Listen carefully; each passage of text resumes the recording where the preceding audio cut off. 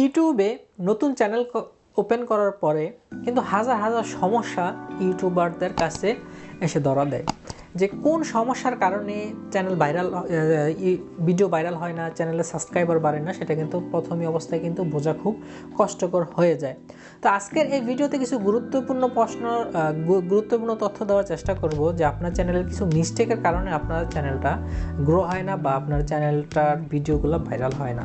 আজকের এই ভিডিও জুড়ে বরাবরের মতো আমি আপনাদের সাথে আছি সাইফুল, আপনারা দেখছেন bdtip চ্যানেল। তো কথা না বাড়িয়ে চলুন শুরু করা যাক আজকের এই ভিডিও।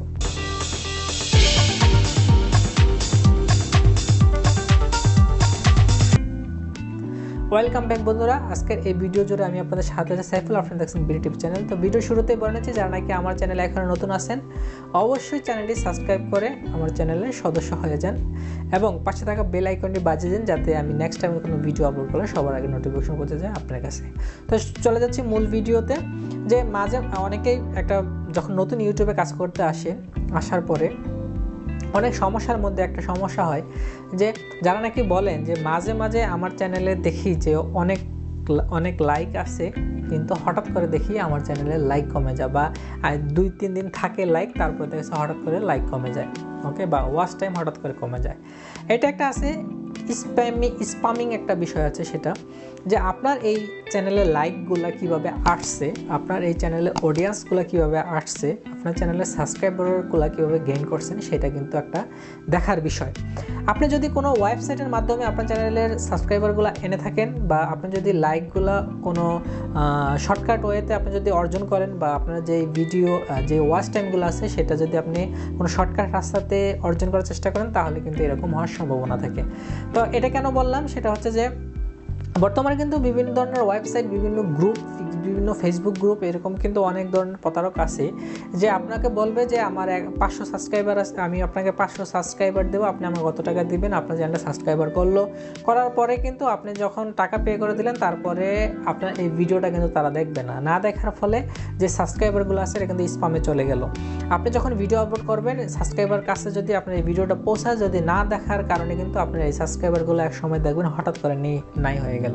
তারপরে আরেকটা বিষয়, যদি আপনি দেখেন যে লাইক হঠাৎ আসে হঠাৎ নাই, এটার কারণ এরকম হতে পারে যে আপনার কোনো ভিডিওতে আপনার কিছু বন্ধুবান্ধব বলেন, ফ্যামিলি রিলেটিভ বলেন বা যেই হোক, তারাই লাইক দেয় এবং কি এই ভিডিওটা তারাই অধিক সময় দেখার কারণে, মানে একের অধিকবার দেখার কারণে কিন্তু এই সমস্যাগুলো ফেস করতে পারেন আপনি। দেখা গেছে যে আপনার কিছু একটা ফেসবুক গ্রুপ আছে, সেখানে আপনার 100 জন সদস্য আছে, আপনি বলে দিয়েছেন যে আমার এই একটা ভিডিও আপলোড করবো, এই ভিডিওটা সবাই দেখবেন বা সবাই লাইক দিবেন। কিছু সংখ্যক লোক আছে একটা ভিডিওতেই বারবার কমেন্ট করার কারণে কিন্তু কমেন্টগুলো স্প্যামে চলে যায়, লাইকগুলো স্প্যামে চলে যায়। এটাও একটা কারণ হতে পারে যে আপনার চ্যানেলের লাইক বা ভিউয়ার্স কমে যাওয়ার পরে। যারা নতুন ইউটিউবে কাজ করতে আসে তারা কিন্তু মনে মনে ভাবতে পারে যে আমি যখন একটা নতুন ইউটিউব চ্যানেল খুলছি, সাথে সাথে আমার গুগল অ্যাক্সেস অ্যাকাউন্টটা খোলা উচিত কি না। তাদের উদ্দেশ্যে বলছি, যাদের মনে এই প্রশ্নগুলো আছে তারা কিন্তু একেবারেই এই কাজটা করবেন না। কারণ যখন নাকি আমরা সবাই জানি যে 1000 সাবস্ক্রাইবার এবং 4000 ঘন্টা ওয়াচ টাইম আপনার চ্যানেলে পূরণ হয় এবং কি আপনি মনিটাইজেশনের জন্য অ্যাপ্লাই করেন, যখন মনিটাইজেশন এনাবল হয় তখনই কিন্তু আপনার গুগল অ্যাক্সেস দরকার হয়। কারণ সারা বিশ্বে যত মানুষ আছে যারা নাকি গুগল অ্যাক্সেসের মাধ্যমে টাকা ইনকাম করতেছে, তারা কিন্তু একটা ট্রাফিক জাম হয়ে যায় এই গুগল অ্যাডসেন্সের মাধ্যমে। তো আপনি যদি দেখেছেন আপনার একটা চ্যানেল খোলার সাথে সাথে আপনি একটা গুগল অ্যাডসেন্সও আপনি খুলে ফেললেন, খুলে পড়ার পরে যখন আপনার এই চ্যানেলটা কোনো কাজ হবে না, লং টাইম এভাবে থাকবে, তা বিভিন্ন প্রকার সমস্যার কারণে কিন্তু আপনার গুগল এই অ্যাডসেন্সটা কিন্তু আর কার্যকর হবে না। নেক্সট টাইম যখন আমার দরকার হবে তখন কিন্তু আপনি খুলতে পারবেন না। খুলতে পারলে আপনার এই কোড মানে বিভিন্ন প্রকার সমস্যা আপনাকে পড়তে হবে।